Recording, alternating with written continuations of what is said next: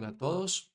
En este video voy a discutir cómo crear un gráfico de barras horizontales en Matplotlib.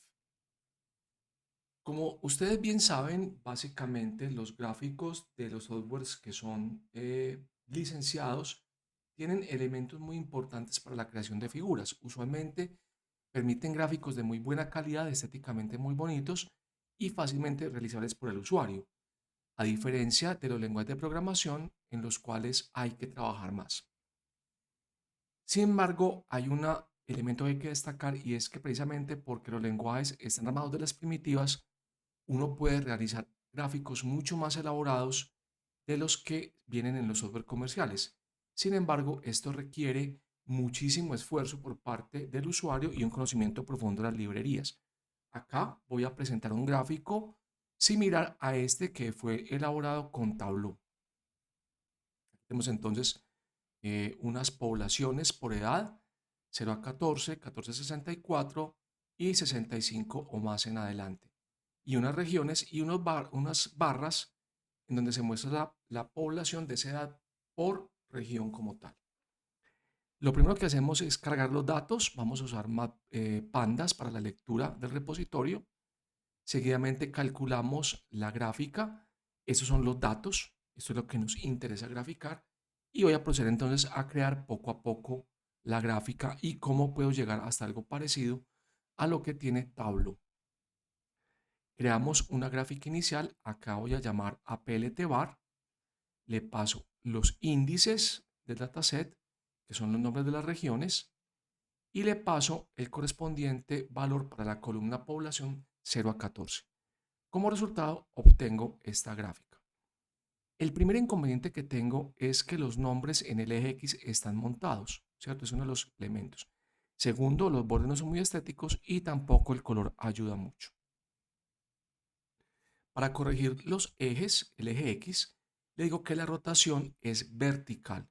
Como resultado, entonces obtengo esto acá.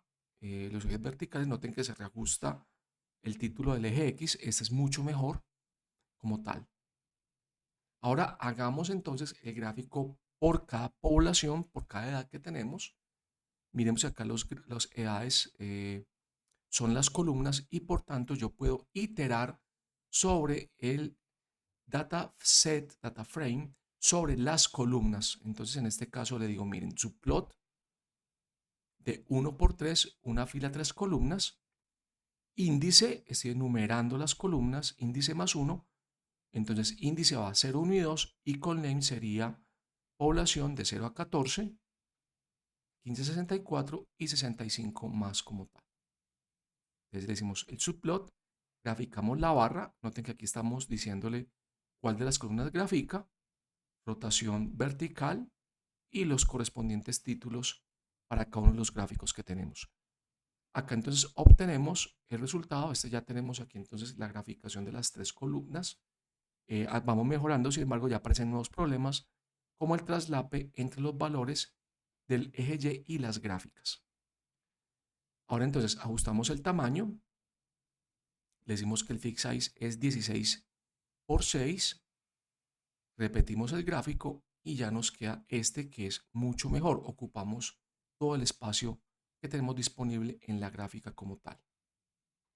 Sin embargo, eh, notemos que sería más interesante desde el punto de vista de graficación colocar los continentes o las regiones en el eje Y, tal como lo tenemos aquí en la gráfica original. En este caso entonces vamos a rotarla y para ello únicamente cambiamos el tipo de gráfica que es bar a bar H, que son barras horizontales. Así nos quedan entonces los valores, es mucho mejor, pero ya tenemos el problema de que se nos están montando los nombres de las regiones como tal. Ahora, pasemos entonces a formatear los ejes. Tengamos en cuenta que queremos llegar a esto. Noten que acá los valores son exactamente los mismos, entonces no tengo por qué repetir el nombre del eje Y en cada gráfica. Puedo colocarlo acá y dejar el resto sin el eje Y, gráficas central y derecha. Entonces le voy a decir acá, aquí entro a hacer un cambio mayor, le voy a decir subplots obtengo la figura y los ejes. Es de 1 por 3, una fila, 3 columnas. Comparten las columnas y en el Y comparten las filas como tal. Acá como no tenemos más hacia abajo, pero necesitamos colocar este char en el lado Y.